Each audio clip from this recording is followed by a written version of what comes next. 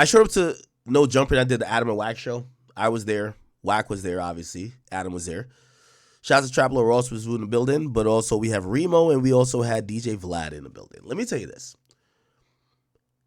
I had some ethical and dilemma questions that I had to ask to Adam, but also ask to other people, including Wack, who were there as well.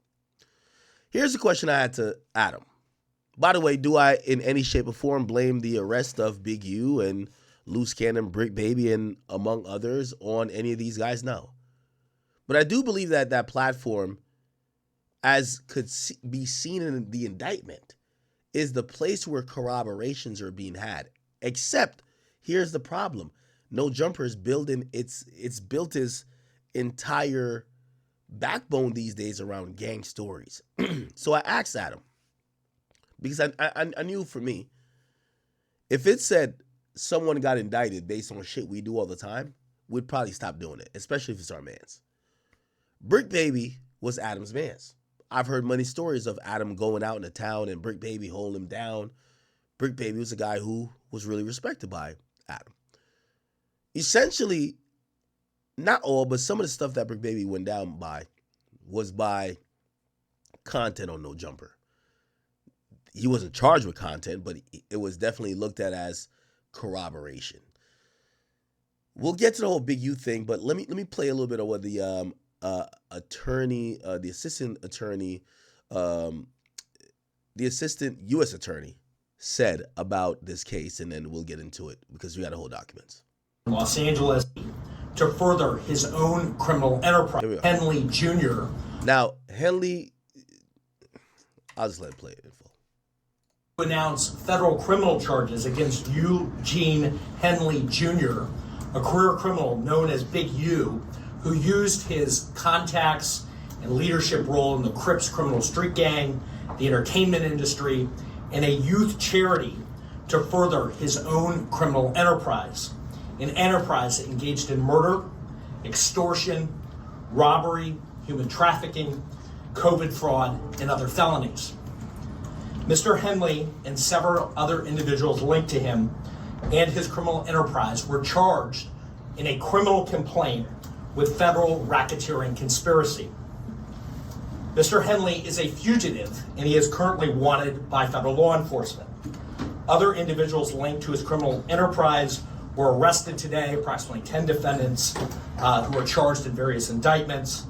Again, Mr. Henley is a fugitive. 4 defendants are in state custody and will be transferred into federal custody, and we are still seeking Mr. Henley and another fugitive. The Department of Justice's top priority is eliminating violent crime caused by criminal street gangs and organized crime. These organizations cause a tremendous amount of harm in our communities, and today's arrests are part. Okay, he's yapping. Let's get to some details. Defendants are presumed innocent until proven otherwise. Let me talk a little bit about Mr. Henley and the street gang here. As I said, Mr. Henley is a widely known leader within the early 60s. He rose to prominence in that gang decades ago, and he has since been a fixture on the internet, talk shows, and podcasts, all things that law enforcement have looked at closely as part of this investigation. He has maintained the image of an entertainment industry entrepreneur running a music label, and of somebody who gets okay, let's just run that part back again. Closely as part of this investigation. Hold on. He is in the early 60s. He rose to prominence in that gang decades ago, and he has since been a fixture on the internet, talk shows, and podcasts, all things that law enforcement have looked at closely as part of this investigation. He has maintained the image of an entertainment industry entrepreneur running a music label, and of somebody who gives back to the community here in Los Angeles, funding a South LA-based charity, Developing Options, which purports to help at-youth risk escape gang life and escape the perils of gangs in high-crime areas. The facts alleged in the complaint paint a very different picture. It is one of a murderer, a thief, a liar, and a cheat, and the criminals that enabled him. For example, Mr. Henley engaged in a murder of a musician signed to his label in 2021 and dumped the victim's body in Las Vegas off of the I-15 freeway. He then attempted to evade and obstruct the investigation into the murder, including ordering witnesses not to speak with law enforcement. Henley's criminal enterprise also engaged in other crimes, including transporting prostitutes across state lines, extorting strip clubs, marijuana dispensaries, and other businesses, and fraudulently applying for COVID loans in the form of a business relief loan. On that application, Mr. Henley falsely stated that his music label, Unique Music, operated at a $200,000 profit in 2019 and was entitled to government assistance, despite the reality that the company had operated at a loss and was ineligible for such relief. Finally, Mr. Henley is accused of embezzling donations made by celebrities, professional athletes, and businesses to his charity, Developing Options. Okay. All right. Now this is the meat and potatoes. Y'all come here for this, okay? Let me break it all down. So let me explain what's been going on in LA. Number one, all the LA gangsters, I don't know what's going on in LA. Maybe they don't sell enough drugs being in these gangs. They don't get money. They're broke. Okay? I'm sorry to say, LA gang members are fucking broke. The only way they know how to get money is podcasting. And again, there's nothing wrong with it because I get money via podcasting. But here's the problem. Most of them are unintelligible, illiterate, don't know how to have coherent ideas, points, or even make sentences. And what they oftentimes realize the intrigue about them is that they could say some shit that people would be like, well, I wouldn't know about that. What usually is that? Is talk about crimes they've committed. So the whole LA podcast scene, and I ain't gonna lie to you, I think LA is a weird scene in general. Let me just be very clear. And this is no indictment against LA, but let me speak very clearly. All you niggas that's on LA podcasting, y'all have definitely, y'all have celebrated and enjoyed this luxury of the feds and other authorities and policing bodies not giving a fuck about y'all for whatever reason. Here's the reality of it. Y'all throw up everything on y'all fingers, this and third, wear colors. If 3 niggas get shot in New York City and a nigga screaming out some subsection gang, that's a RICO. New York don't play that. That's why K-Flock locked up, Casanova, 6ix9ine, they don't play that. There is no nigga that gets to say he's in a gang and that gang kills or does anything and that entire gang don't go down. Only in LA. So I've always thought because of LA, how vast gang culture is, they're impervious to what happens in other parts of the country. Okay? I'm telling you, every single gang in New York City, from GS9, the Woos, the Chews, everybody went down. They're not playing it. It's New York City. As soon as you think you popping, one of your ops get dropped, it's over. In LA, well, with all due respect, I got to keep it 100. I don't know if the LA niggas get cracking like that, but they got to. I guess so, because I see a couple of people died. Slim 400 died. Draco the Ruler got stabbed up, so I guess they do. But for the most part, LA has been a really interesting place.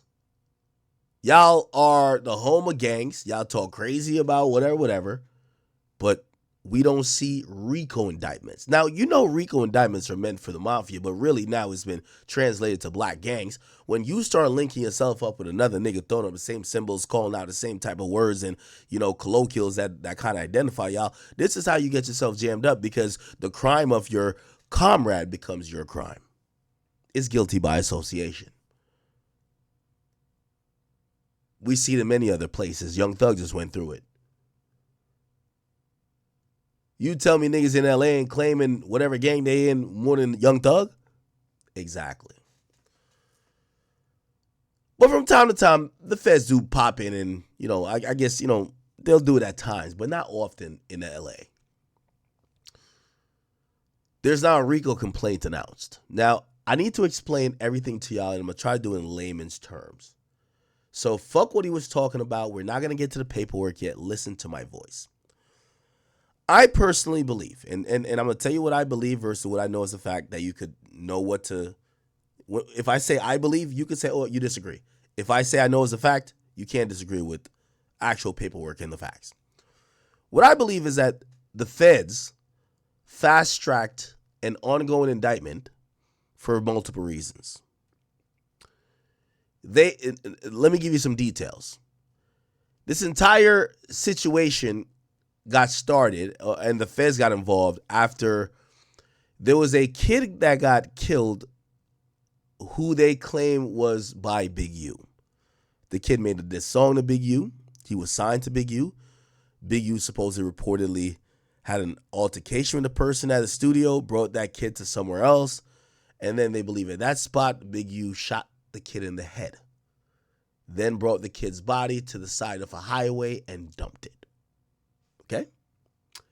Now, the reason why all this is happening, and because I keep telling you the feds don't really come in and fuck with LA that much, is that it looks like Big U has been in a very interesting place. He's been a target of many things.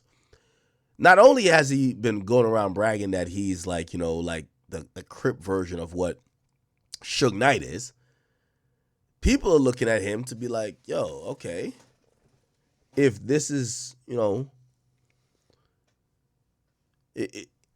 he's been a community leader as well. So when you get to be extra OG, you get to be a community leader. So Big U was running this organization called Development Options, but was also working through what they call a grid program where it was getting paid over like $540,000 a year. So in about a few years, he got paid almost damn near $3 million because the program they have in LA is that the cops, it's not like these other places, like say New York. The cops are scared of the gangs. You know why? Because the gangs almost outnumber the cops. Okay? So they try to work with them to some extent. So, in some cities, they do what's called a grid program. What a grid program is that, they're going to rely on older and senior members of maybe a gang to try to restore some peace and squash the violence. And also, if there was a situation to happen, that person is going to work with law enforcement to make sure it doesn't go further. Okay? You guys can Google this. It is widely available. It's called the Grid Program Los Angeles. Okay? If you read about it, it will tell you it's a gang prevention program that hires actual older gang members because at least in LA, there's a hierarchy. They do care about what the older heads say as opposed to other places. And they give those people funds and resources to try to, squash violence or retaliatory shit, okay? All right. So the murder happens, allegedly. They think it's Big U, but they can't figure it out as Big U. Why can't they figure it out? So at the point, the altercation happened. The first altercation happened with the guy who died in a studio. It was Big U's studio. So apparently Big U orders for all the what do you call it again? I can't speak right now. He orders for all the security cameras to be discarded. So no one could ever find out what happened and how bad the scuffle was before the night the dude disappeared.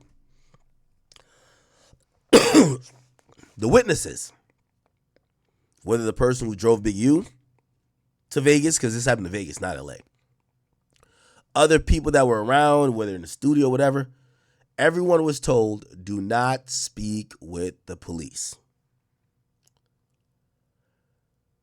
Now, it wasn't until a long time afterwards till police, did their due diligence and realized like, oh shit, they believed it was Big U.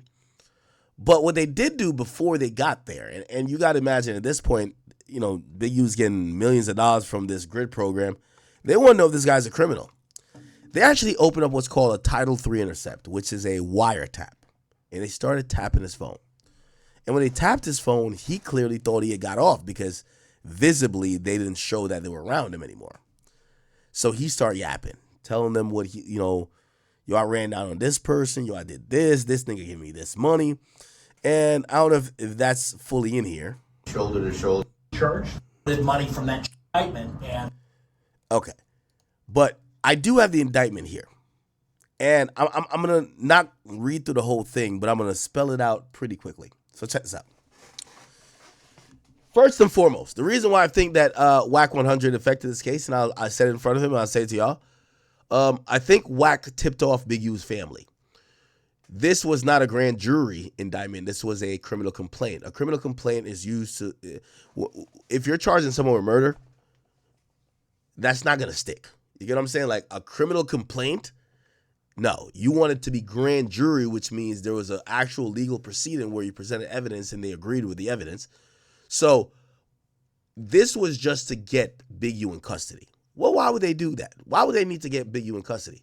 Well, WAC 100 was online for the last 3 weeks before this got announced saying, yo, they're coming to get you. Run, run, run, run, run. So I would imagine that that's more of a contributing factor than anything else. Okay? So cool. So it's a criminal complaint. It got filed here. And then we're going to keep scrolling down. This is a whole indictment, by the way. Now, there's some redacted pieces here. And the redacted pieces tell you that you're going to see the superseding indictment. Now, this is the purpose of the affidavit. So they're saying Big U, these other people, they're running this enterprise, and they're saying, for example, Tremaine Ashley Williams, which is Luce Canon, he did a few things by robbing people, this and that, third, and they mentioned some women, all type of shit. Now, they also got a search warrant. They didn't run through his houses, and I don't know what they found, but let me explain essentially what this investigation was. In February 2021, FBI, Los Angeles Metropolitan Task Force on Violent Gangs, launched an investigation into Henley's criminal enterprise and its association with the Rolling 60s, which began investigating in 2020. It's like mafia-like. It utilizes Henley's stature and long-standing association with the Rolling 60s and other street gangs to intimidate businesses and individuals in LA. Big U Enterprise is led by Henley. Henley is a self-admitted gang member, or OG, original gangster, of the Rolling 60s, which is a violent criminal street gang with associated sets in other states. He's widely acknowledged as a leader, and apparently in the 80s, he rose to prominence in his position, and he's been there ever since. During this time, he also earned a reputation of being an enforcer for the 60s. Some members of the enterprise are also members of the 60s. Henley is able to lead the Big U Enterprise because of his stand-in as the face of Rolling 60s for decades and blah, blah, blah, blah. Okay, so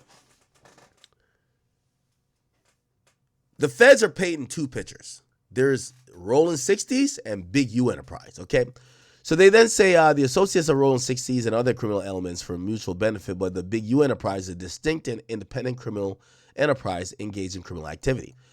Members and associates of the Big U Enterprise are engaged in legal activities including extortion, robbery, murder, human trafficking, wire fraud, bank fraud, other financial crimes, obstruction of justice, illegal debt collection, illegal gambling, conspiracy to commit fraud via illegal gambling, and also other offenses in furtherance of Big U Enterprise for the benefits of its members and associates.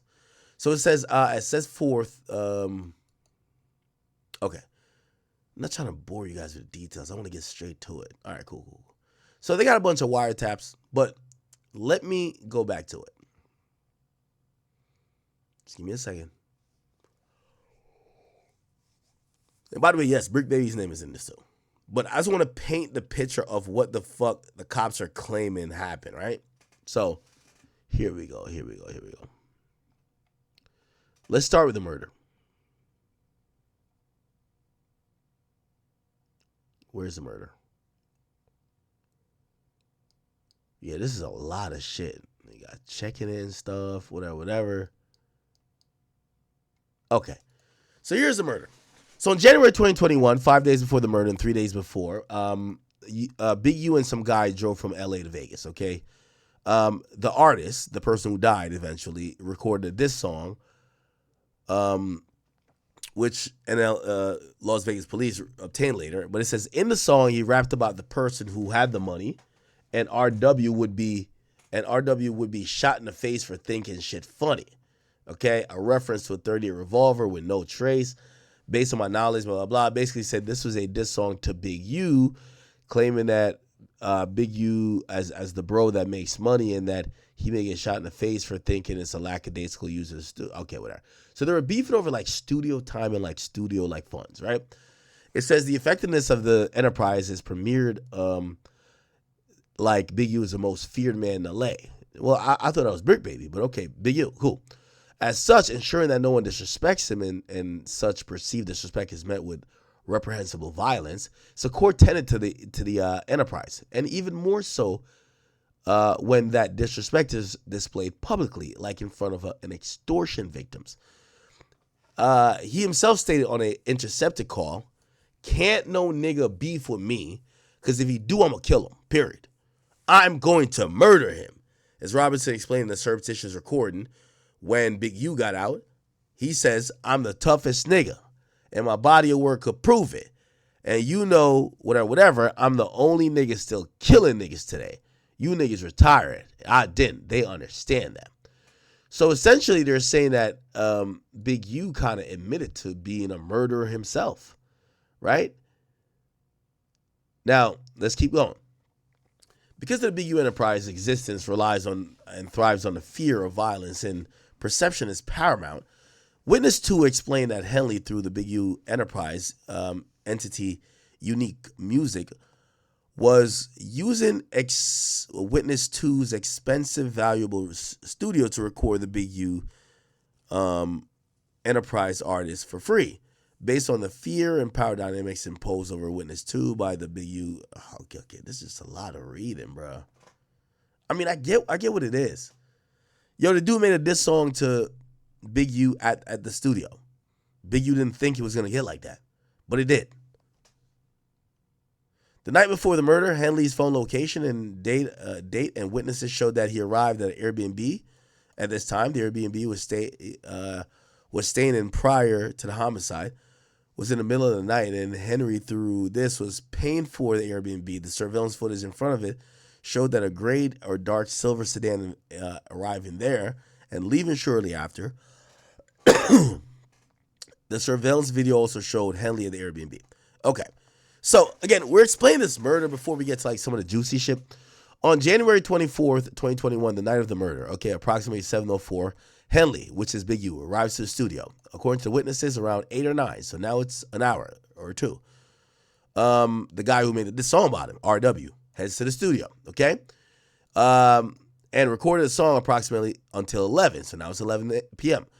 On January 25th, 2021, approximately 12:37, Henley, which is Big U, left the studio in a dark gray Lexus, which he and Robertson had driven to the studio, and it was no longer the studio now. Okay, at approximately 1 a.m., Henley's phones stopped reporting, which means he probably turned off his phones. Stopped reporting location data of any kind, with the last data recorded within the vicinity of the studio. At approximately 1:13, the surveillance footage at the Airbnb again revealed a dark or silver sedan arriving to the Airbnb. RW exited the passenger side of the vehicle, entered the Airbnb. A few minutes later, at approximately 1:20, he exited the Airbnb with a suitcase, put the suitcase in the trunk, got in the dark or silver sedan, which departed. The Airbnb, though, was rented for another day. RW was not set to leave until a flight was scheduled for the next day, and both of Henley's phones did not begin reporting until that date. So, chat, just to simplify it, they're saying that these guys were trying to conceal the fact that they're murderers, right? So they're saying, yo, we knew what was going on with Big U and like whoever else that supposedly killed someone, but Big U is not telling us shit. Okay? All right. So Airbnb was ready for another day. So they didn't have to leave. They said based on the investigator test drives or research from the drive to the studio and Airbnb would take about 17 minutes. After Henley's phone stopped reporting data, when they arrived in the vicinity of the studio, the dark sedan arrived with RW at the Airbnb for 15 minutes. The drive from the Airbnb to the location where his body was found was this. Give me 1 second.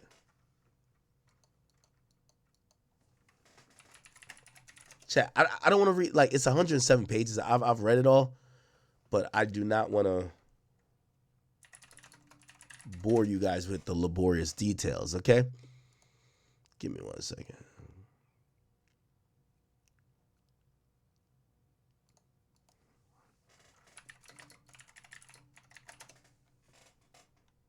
Give me 1 second.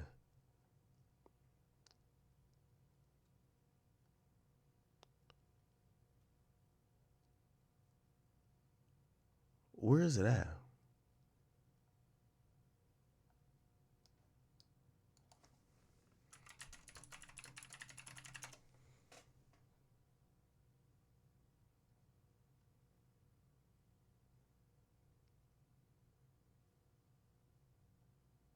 Okay. All right.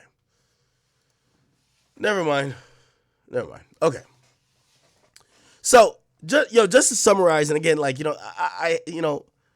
I know it's 1:20, and I'm still a little bit jet lagged, so I ain't trying to read through this whole thing. So I'm trying to like abridge the whole thing.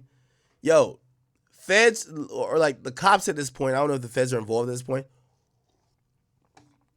A guy shows up dead. He was a rapper. They track it back.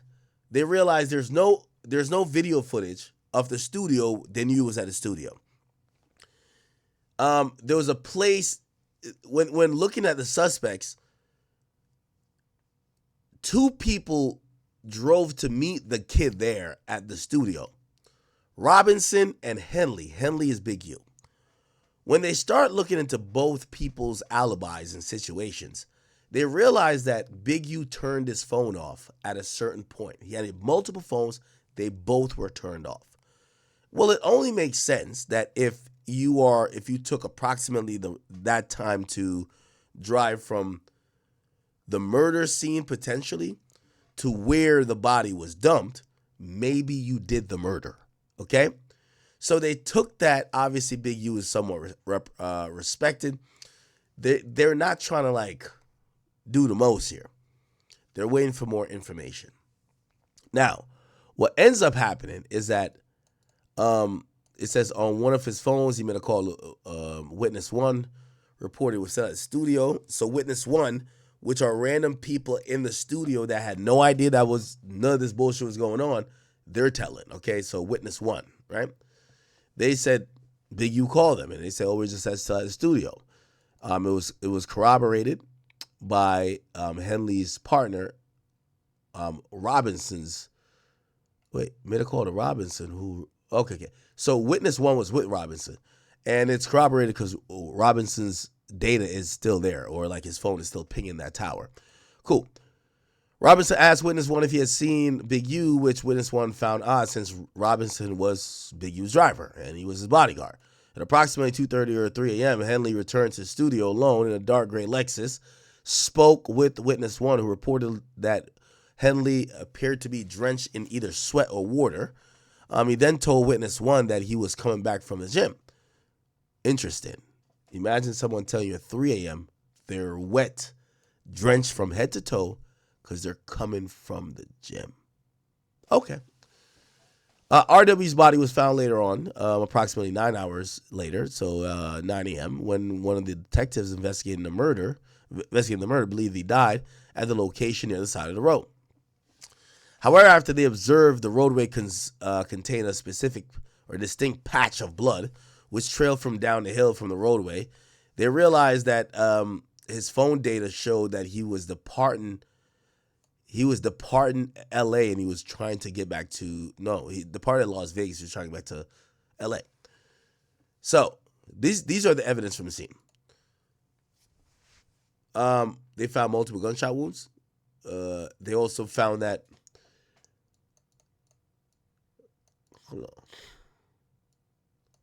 the responders noted that RW was not dressed for the weather, which was cold and inclement of the night. DNA was connected from RW's ankle and sock, consistent with the direction that he was being dragged with. He says his profile was not obtain the DNA profile obtained was not complete, likely to blah blah blah. Huh. Okay, chat. I feel like I'm gonna sit here and just kind of like break all this shit down, and it's just so much stuff. So I have to summarize. This is all Big U's fault. Big U killed someone. I'm still asking myself, why did the feds open up a wiretap because he killed someone? You know what the answer to that is, chat? Big U killed someone, and the feds always been lurking in the background. Like, for example, the feds been trying to get all these guys for years. Whether it's Jay Prince, whether it's, you know, in this type of situation where it's like Big U or whatever. Like, a lot of these guys who they feel are operating like they're bigger than the program, okay? So that's really what people should care about. So cool. So the murder happens. It looks like the feds join in and be like, yo, we could get you some wiretaps. We're trying to catch this guy too. The state takes it. And what they find out is that they could catch him on a gun charge. So the state takes, the feds take that. But what they realize over the time is that this is a really, really bad situation for Big U. Because not only did he allegedly kill someone, he's a guy who went out and he's kind of holding down this whole mantra of this West Coast and checking in shit. But the main crime that they have you for, that's going to give them all the details for the other crimes, is essentially because you're not involved. You know what I mean? And what I mean by not involved is like, the murder got everything hot, and then everybody had to ask you to do some shit, which you never did yourself. So now the wiretap that was on you told on everybody else. Now, am I saying that Big U told? No. But what I'm saying is that Big U's actions, or his alleged actions where someone got killed, is the reason why everybody's getting indicted. There was wiretaps up on Bricc, baby. There's wiretaps up on most of these guys where they know exactly what's being said. And the reason why they know what's exactly being said is because this motherfucker Big U did some shit where the police opened up a wiretap against him. You know? So, by the way, here's the thing too. Attorney Joe McNally, for any questions, follow up. We'll take any questions. So Henley is still on the loose? He is. Do you expect to snag him today, or is this something where he's gone? Yeah, I think all I can say is that look, he is the leader here, and hey, real quick, I think I missed this as well. Yo, listen, could I just shout out to my man DJ Ghost? Hey, I just want to shout out my man DJ Ghost. Thank you for the 100, my brother. Yo, DJ Ghost put me onto so much valuable information, especially, you know, I'm usually a fish out of water when covering LA. He always told me about the parameters. He always be like, yo, Ak, yo, stay away from that, bro. Yo, Ak, yo, they're going to look at this way, bro. I love you, bro. Trust me. I love you. If I'm telling you, don't say this, they might get offended.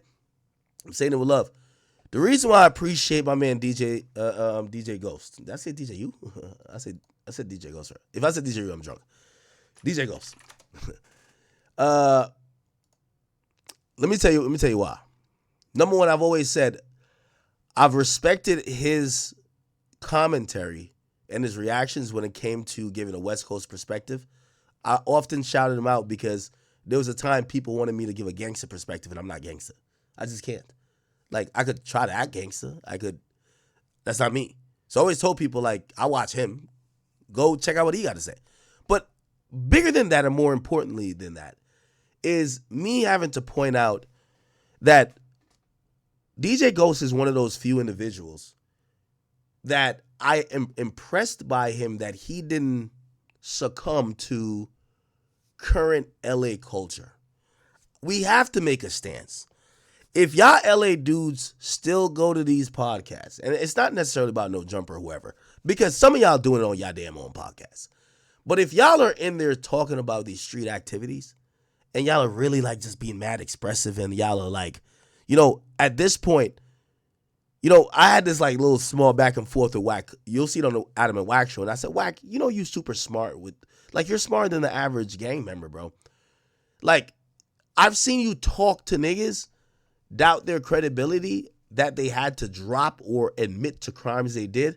And then after they do that, you still gaslight them where they almost got to like say some shit that nobody would need to know. And they're telling on themselves. I think y'all LA dudes, if you've been in the gang, respectfully, y'all need to learn how to use these platforms and stop politicking for a check.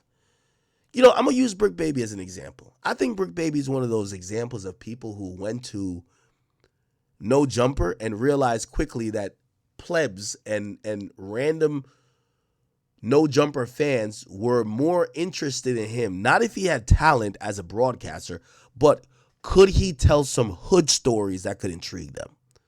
Now, I think that's what Adam saw his worth was. I think Adam got a friendship with him over time, but probably started paying him more or whatever. You know, after speaking with Wack, again, you're going to hear it on the Adam and Wack show. If you did all that, they're saying that if you catch a RICO, a lawyer going to charge you upwards of $100,000. Let me ask you a question. Y'all think Bricc Baby was making $100,000 at No Jumper? That's why I'm confused. I get that some of y'all want to be a personality, but what happens when you get locked up? That's the confusing part for me, if you don't know. Okay? All right. Let's give me 1 second. Like, for example, this.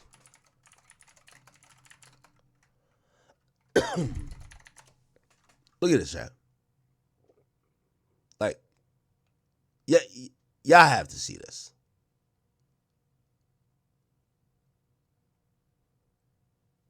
Hold on. And by the way, no shape or form am I blaming this on it's no way, shape, or form I'm blaming this on Adam or even Wack, but it's like, bro, like, wait, let me see if I can find the clip. This right here is some of the, I ain't gonna lie to you, fuck good cop, bad cop. Look at timing. So yo, I want you to look at Wack 100 Face's entire clip. And I'm on a phone. He FaceTimed me. So he FaceTimed me and stuff like that. He was like, Nipsey just got killed. I'm like, sick, so I didn't hear that. So I hang up with him. I called Nipsey and I'm like, Nipsey, what's up? He was like, oh, what's up with it? Nipsey answered. Nipsey. I got it. By the way, this is how you know No Jumper even feels some accountability. They took down the clip.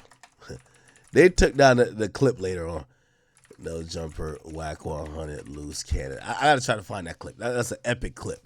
It's a throwback clip still. But I think they took it down from their first interview. Is it this? Nah, it ain't this. It gotta be Wack wearing this outfit.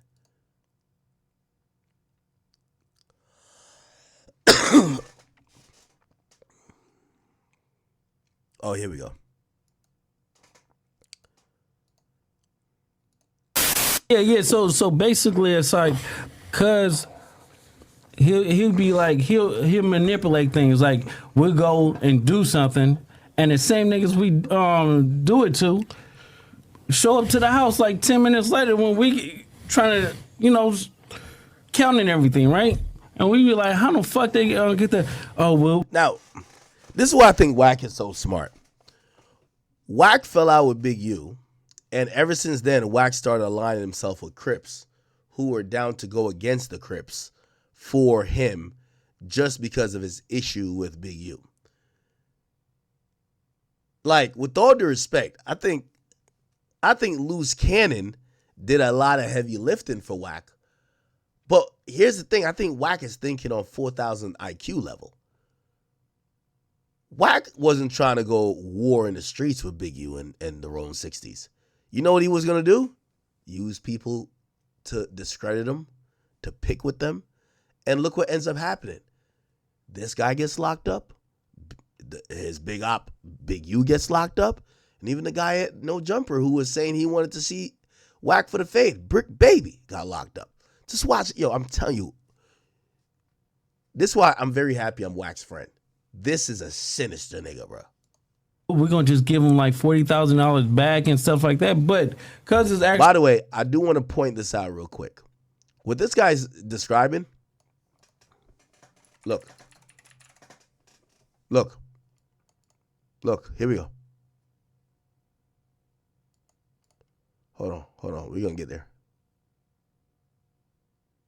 Hold on. Give me a second.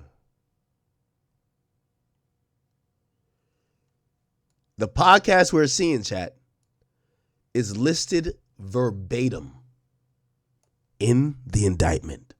Now, I want to be very clear because, I'm not anti-Adam. Adam's my guy. I'm also not going to lie on him or try to protect him. It's just is what it is. Adam isn't creating these indictments. Here's the problem.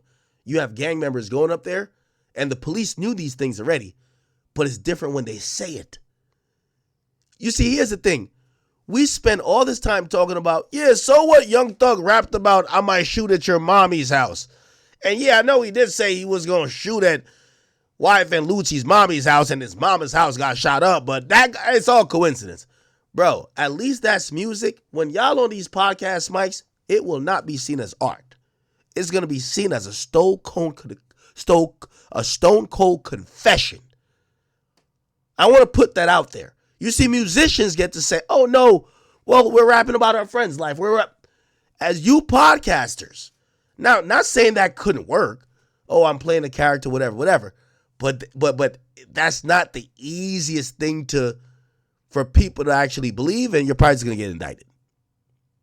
So here, Williams later admitted to this robbery. Look, so they're saying it was an actual robbery. According to Victim 1, Victim 1 arrived at Henley's Arlington premises.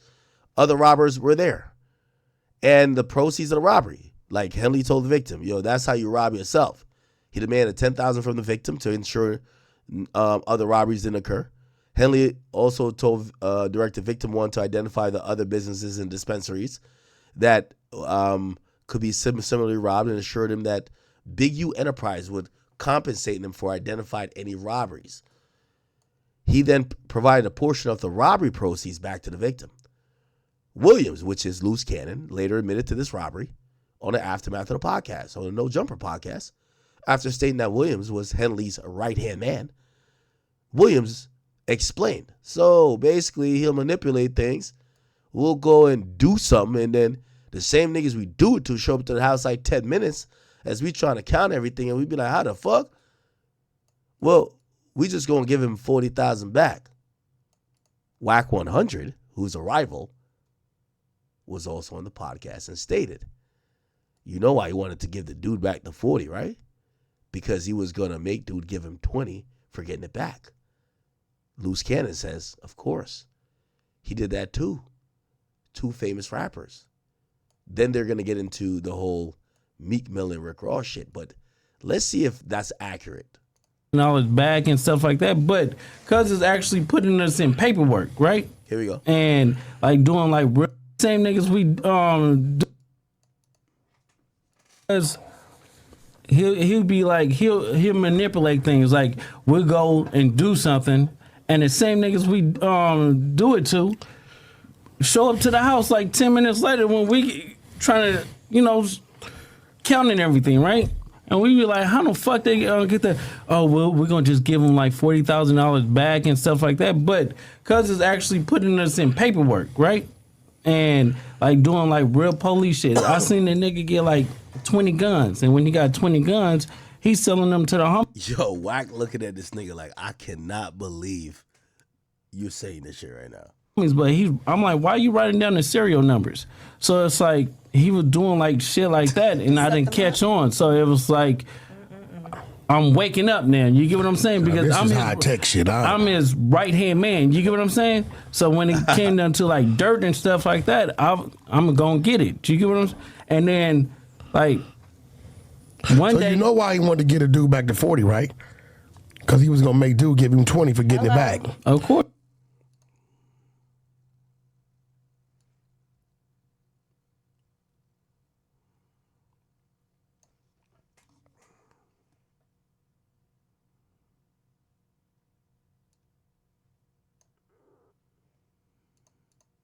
And kept you out of it. Of course. He did that to Yeah, so this Luce Canon, he did that to Meek Mills and Rick Ross.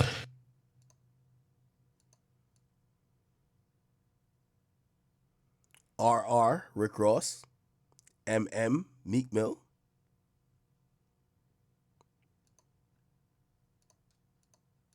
What'd you do to them? So, the club, when you sweated them in the club? Yeah. Dude, and Meek and Rick have no idea that Draw sent you at him. Yeah. No, yeah, they sent that because I called Ross. I'm like, Ross, boy, this shit getting crazy. Drop off the 50,000 and we're going to let Meek live on CRIPS. So Ross dropped off the 50,000. And so me and the homies, we go back. He stopped answering the phone. He stopped picking up and shit like that. And we were like, what you doing? Like 2 days later, he called me. He was like, oh, nephew, where you at? And I'm like, nigga, where my money at? And he was like, oh, I needed it for bills. I needed it for... I'm like, what? Like, cause that's some weird shit. And then he stopped answering the phone because I'm trying to pull up on him. Like, bro, you got to come and see me. So all these incidents are kind of like lined out in this whole thing, right? And then it's like we were doing a TV show. Like, so I wonder if they boxed me. Okay. So that's one of the things that they're mentioning. Now, there's a part where they're mentioning another thing. And, you know,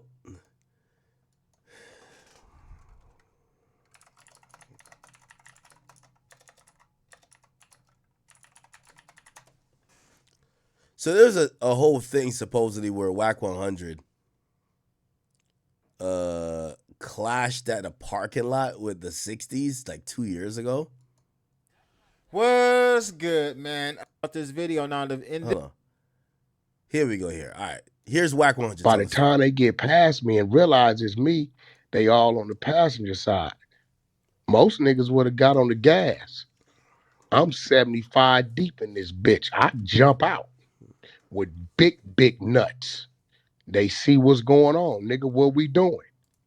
It's 3-4 of them niggas right, but it's in their skinny jeans. You can see, you know, they still about 70 yards from where they want to think they gonna catch me at on the other side of the parking lot.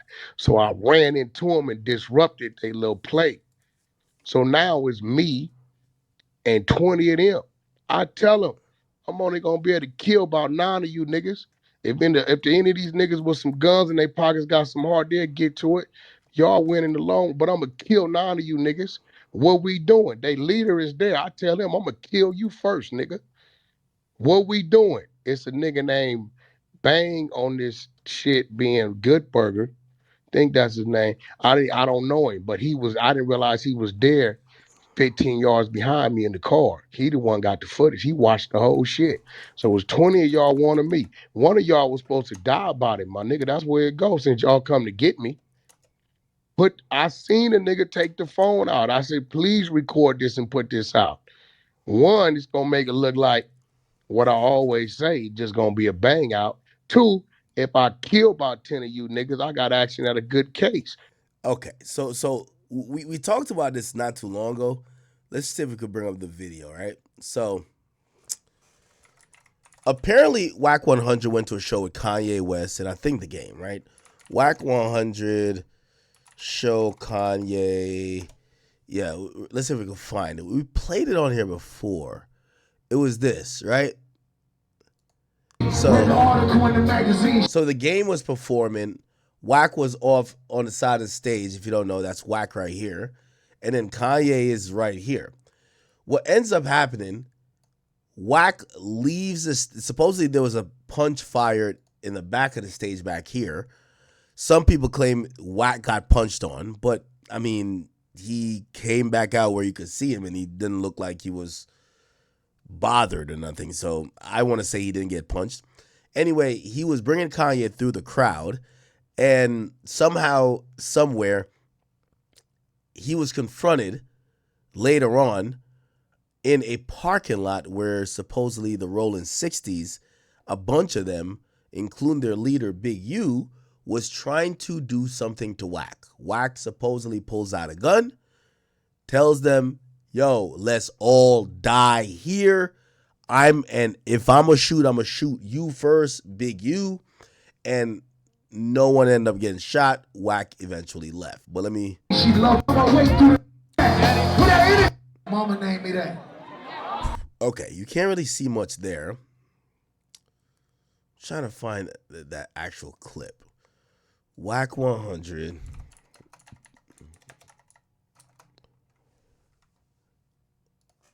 Wack 160s. We had pulled it up before. I can't find it again. Chat. Okay. This was it? Okay, yeah. Get down over there. He's there with some bloods. And content, who got the content, we got the content. Because he lied with his, you ain't really sure. So it's the game right here. Anything Luce Canon got to say. And supposedly somebody gets punched, but you don't really see it. We got to find the bigger footage to kind of see it. Anyway, Wack supposedly leaves. There was an altercation in the parking lot, but we don't get to figure out what it is. We just get to hear these like snippets of them talking about what happened. This is Wack's detail or account of it. By the way, before we get to Wack's account, this was written in the indictment. Now, in reality, it doesn't say this is true or not, but apparently Big U had a different take on the situation because he was bragging on the phone, wiretap phone, to someone. He says, yo, there's 15 or 20 niggas with us with hoodies tied down. I got my hoodie on all black, tied down too. She like, boom, she jumped in a car, paid for blah, blah, then took off, then boom. This nigga, I guess he's talking about Wack, screaming, yo, my wife draws. Now, draws is, draws is Big U. So my wife draws. He says, I see you, Eugene, which he's calling by his government. I see you, Eugene Henley, I see you. He's screaming all that. He got his blower, which means his gun. He got his blower out, but he's fucked up because nobody's around. We like, bitch ass nigga. I'm like, yeah. He's like, man, I die here, whatever. Don't do this. My wife and kids in a car. Draws. Don't do this. So according to Big U, he says Wack called a plea. This is Wack's detail of the story. If I kill about 10 of you niggas, I got action at a good case. So nigga, let's get to it. It's a Mexican standoff. It's your move. It's 20 of y'all. I can't move. I got to hold my fort. But that picture you see me with out the car, that's because I got out the car. Most niggas would have locked them doors. I'm in a red-eye Hellcat with 800 horses. Most niggas would have got through that arm. Fuck the windshield and everything. Nah, that ain't what happened. So put it out. But damn, I got one question, man. Put it out. Question though, brother. Why you say, nigga, you was with your family and you said, nigga, he gave you the drop. He fucked with you on some extent. And he told you. Hey, bro, let me explain. Okay, so it looked like he was with his family. This is 2 years ago, so it's not like this is after post-indictment where we could see the details there that Big U was talking about. Because Wack's the only one that really talked about this that much. So 2 years ago, it looked like Wack was saying he was with his family. Say something to you. I wasn't talking to them little niggas. Let me tell you what that meant. Look out for you. Let me tell you what that meant. I'm setting the playing field. He know about mine like I know about his. So I'm letting him know so I don't hear later on, I didn't know that was your family in them cars. They wasn't in my car. I'm telling him, yo, let them cars go through, nigga. That's my family in them cars. They went through. Them cars went through, nigga. I didn't go through with them. I'm setting the playing field because if you want to make the decision to make that decision while they still there, understand ain't nothing safe no more. But if we gonna do what we always did, coming from all... Oh, I didn't know that. Okay, so he's saying that his wife and kids were in another car, not his car. I thought they were in his car. Our era, you gonna let them get out of it, then we get to it. I didn't jump in my motherfucking car and speed off behind my family, my nigga. I got them through. and maintain my position. Nah, but why you throwing corrupt under the bus to these Hey, bro, what's Nah, going it's just on? real, What's bro. what? It's just real shit. Hey, listen. I know it. One question at a time. Go ahead, Raheem. Nah, Wack, I got all that. I got you on that. All that's solid. But I'm saying you said a brother from another set, not yours, put his neck out there to let you Man, know. fuck that nigga. He from his set. He need to be dealt with. He from them niggas set. He a snake. I'll never trust that nigga.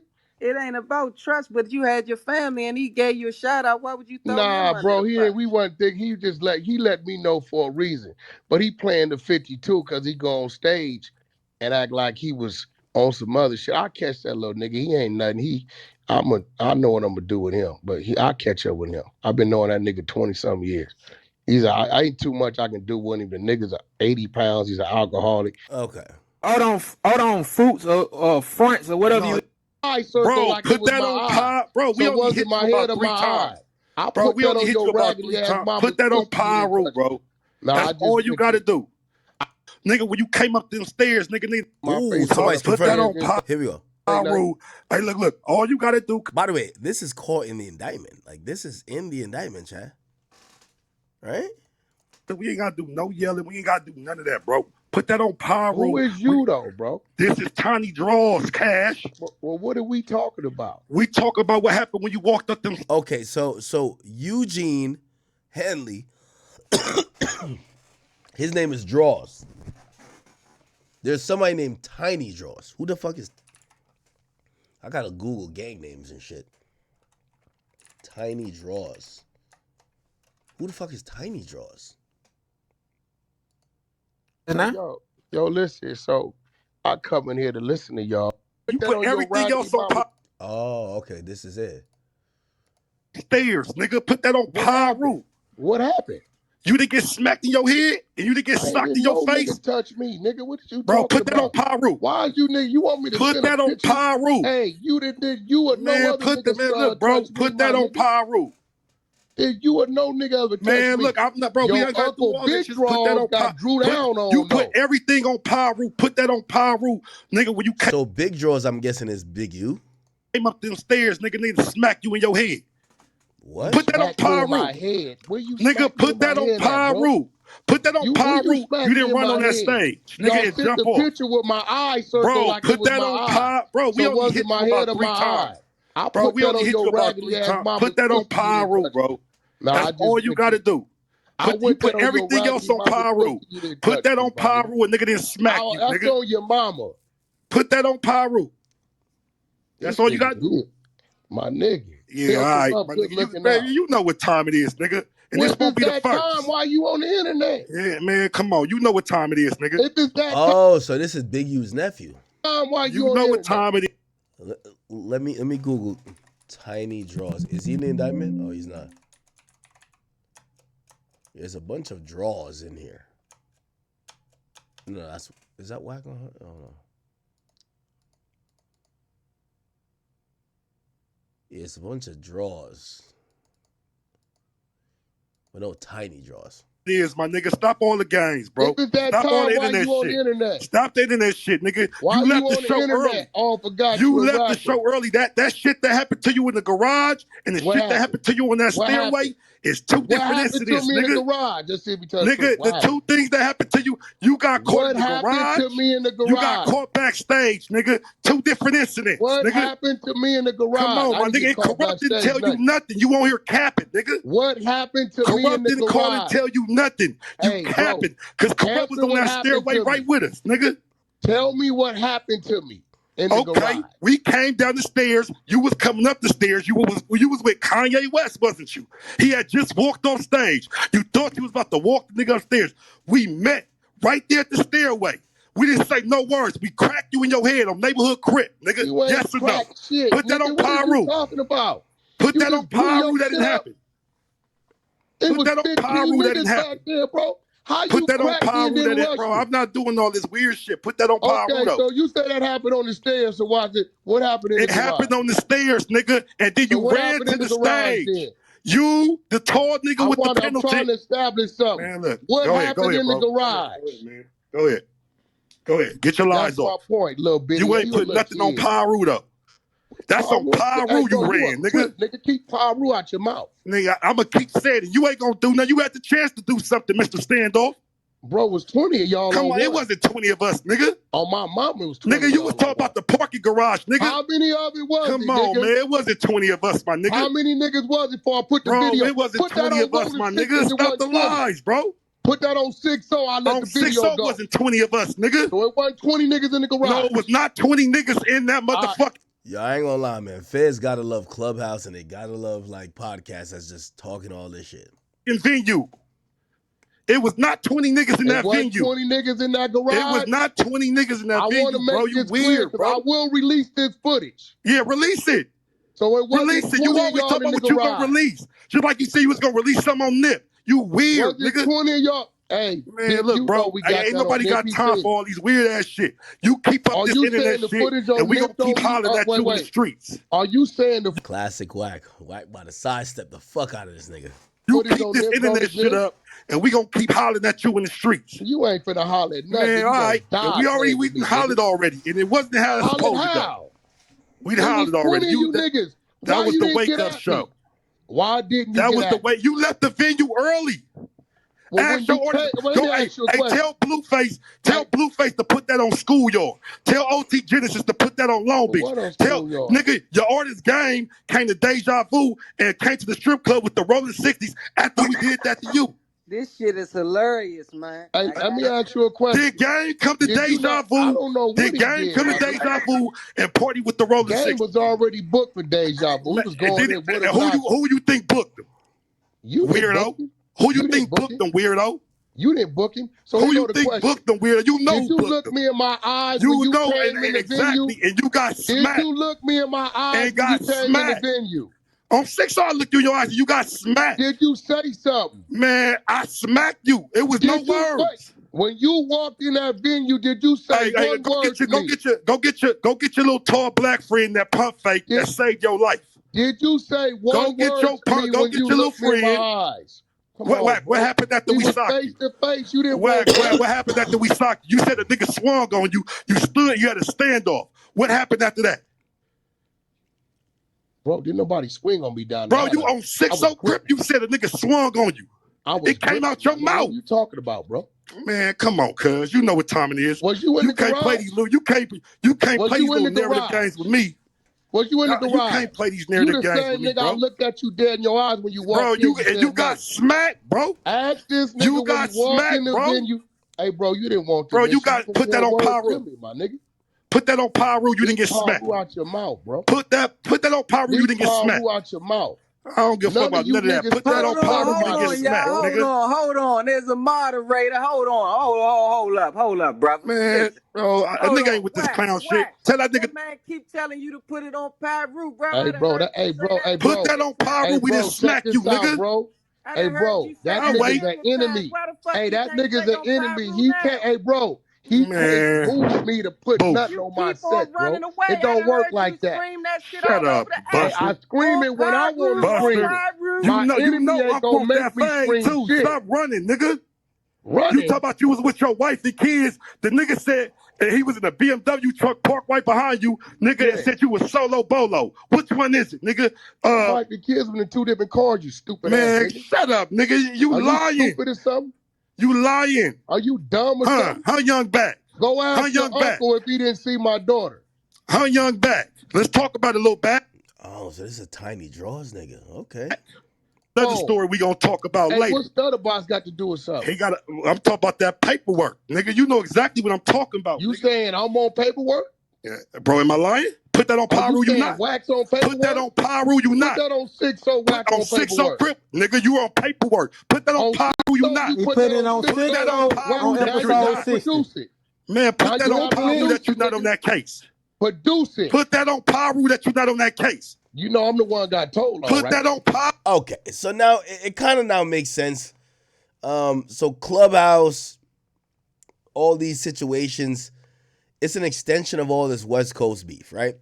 Now, the way we could kind of figure this out is like, yo, here's the thing. Just search Whack 100 name up in the indictment.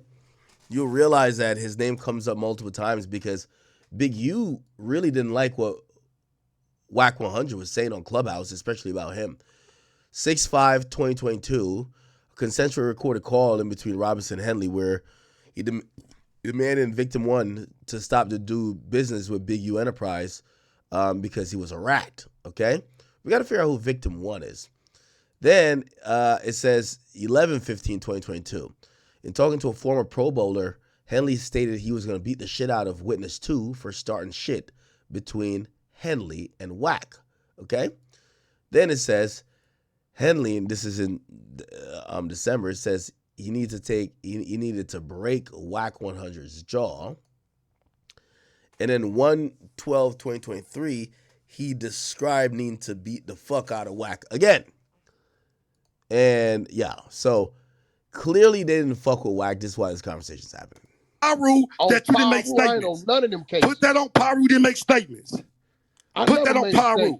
Get in Put there.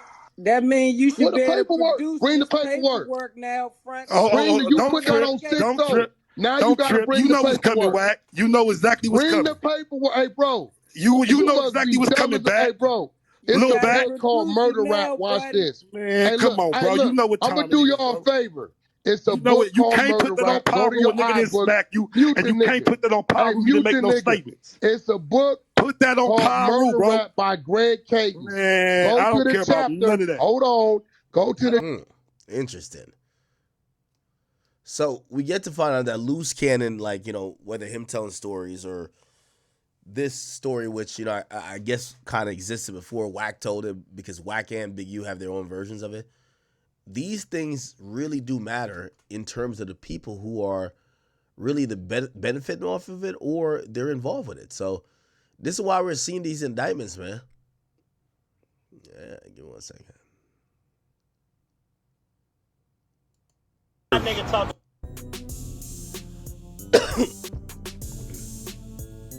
Some people believe that they believe this was a video that was Whack.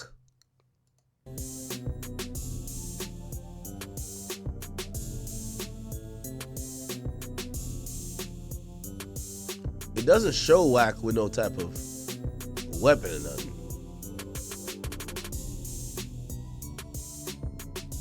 But apparently he was holding something. And then later on, this is Whack Online.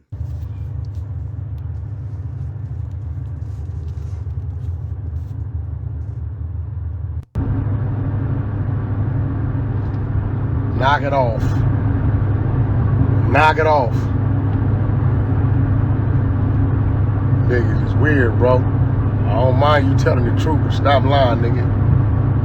Cut the lies out. 20 niggas, I ain't nothing.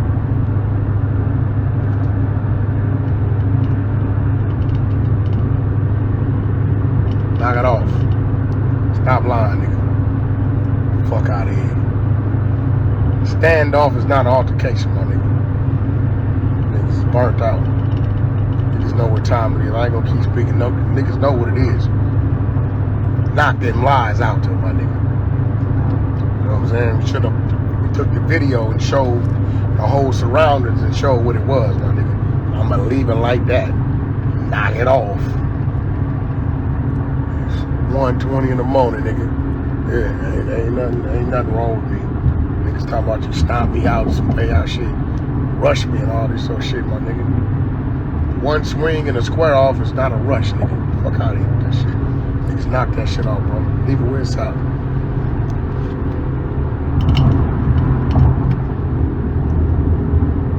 Weirdo talking about and go grab what the reality is, nigga. Knock it off.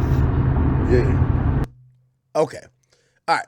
So let's kind of get back to this indictment. This indictment's all over the place. I know some of y'all do care about Bricc Baby. Let's go to where Bricc Baby is actually involved. So Bricc Baby was actually accused of doing kind of the same things that other people were accused of doing, including Luce Canon, which is, pretty much taking money from people or kind of helping the extortion campaign, and then figuring out how much money goes to Big U. So it says, the United States District Court, basically, they had telephone intercepts for people, including Henley, Robinson Martin, and Zaire Mitchell, which is Bricc Baby. So Bricc Baby had his phone tapped, right? Your Bricc Baby, you called me on that phone, my nigga. Like, I hope, well, I don't talk about crime. So the court also authorized the interception of audio and visual and nonverbal conduct via closed circuit television. Okay. Cool. Let's find the next thing about Bricc Baby. So it says, I heard, okay. So this is just a whole bunch of shiciness going on. Another intercepted call, Mitchell, which is Bricc Baby, and Big U coordinated how Mitchell would give Big U the proceeds from a robbery that Bricc Baby did. Big U and Bricc Baby were talking about how much money should go towards Big U. Then in multiple other intercepted calls and text messages, Big U talked with Blanton and Robinson to help Henley collect from Bricc Baby's associate. Talking about Mitchell, Blanton says they robbed a nigga for some shit. They made a nigga call his plug, then they booked him. Talking about further splitting the proceeds, Big U told Blanton, I'm going to grab half of whatever he got them. I'm going to give it to Vay, and Vay could bring the rest to you. Okay, so these guys were caught on wiretap basically explaining and trying to break down and argue about who gets the money, when they get the money. Not only is this money kind of like, it's kind of like obtained illegally, but none of this money is supposed to, the money's obtained illegally, right? But everything with them breaking it down, like they're doing it on the phone, which is being wiretapped, okay? So it's a bunch of extortion. So we get to find out that Big U was all about extortion. Now, what people found out, and let me see if I can find like a succinct video for this. Big U, it was Shaq and Draymond Green. Oh, fuck. Let me just search it. So Shaq and Draymond Green were part of the people who were being extorted. Okay? I don't know if, I think people figured it out. Let's see. It's looking like Nipsey. Crimes including extortion, human trafficking. By the way, here's the thing too. You want to know what's ironic? If you go to Shaq's Instagram, right? Go to Shaq's Instagram and just keep scrolling down. Keep scrolling down. Keep scrolling down. Keep scrolling down. Keep scrolling down. Keep scrolling down. Oh, wait, hold on.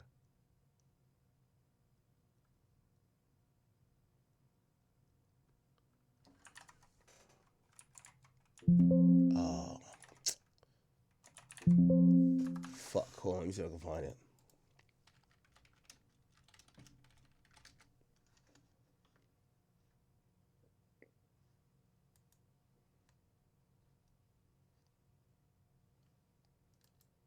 Maybe he deleted it. Did he delete it?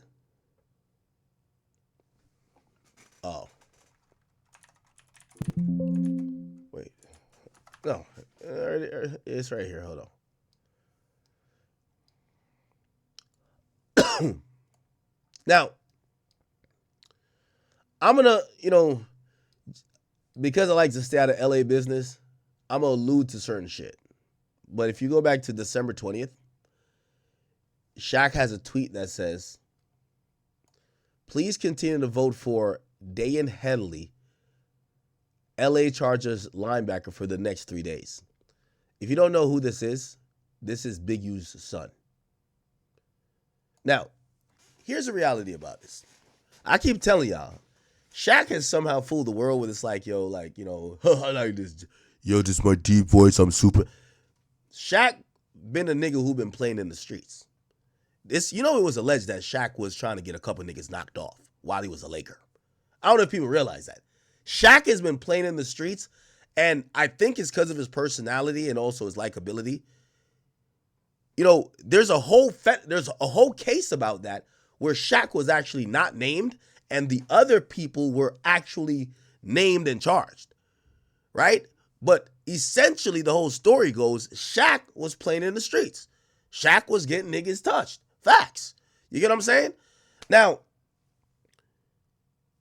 it makes sense that if Shaq, who's a basketball player and a Laker at that point, is starting to meddle in the streets, at some point you start dealing with the niggas who really play in the streets. And they might be like, yo, it's not even like extortion. It's just kind of like, yo, it's like, yo, bro, you got to show us some love. How you show them some love? You got to go donate to us. We're going to use that money for whatever, but that big-ass salary, you got to donate some of it. What we get to find out is that Shaq was one of the people. And by the way, chat, what I said is not made up. Shaq, there's a lawsuit filed. Shaq told me to kill people. Just think about this. I'll read it for y'all. Shaq requested and directed his former friend to kill several people.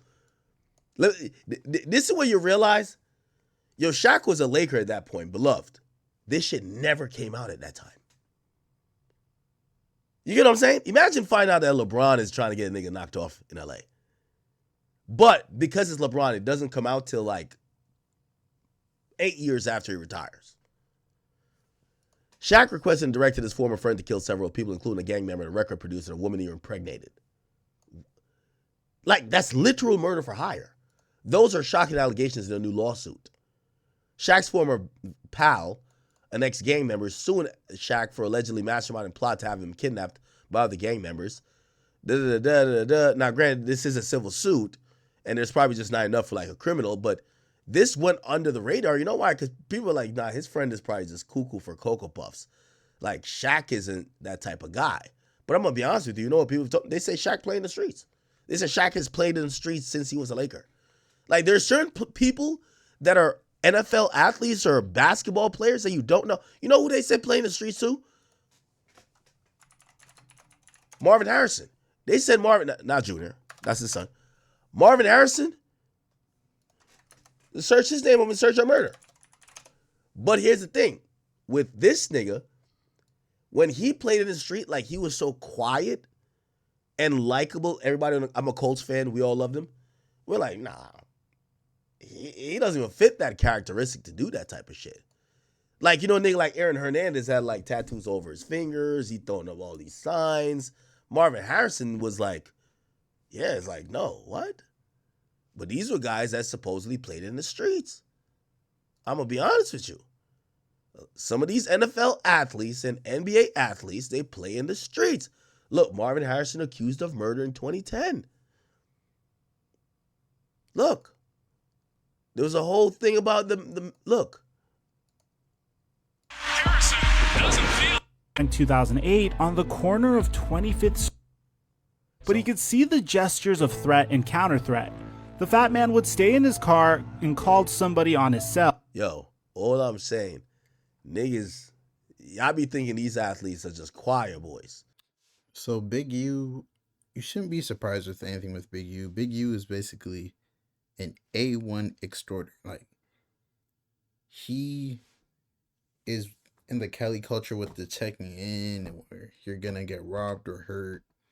It's basically like how mobs used to have business pay them for protection from them, which made no sense. Yeah, it's crazy, bro. If you're a regular civilian, honestly, like, bro, just don't go to the hood. You're famous. It's crazy. They probably look and see where all the famous people are staying at. If you don't check in, you'll get robbed. And that's only one gang, one set of the people. There's a bunch more other gangs that might still rob you. So, hey, man. But it's your boy, Big News. Make sure you like, comment, subscribe. And I am out.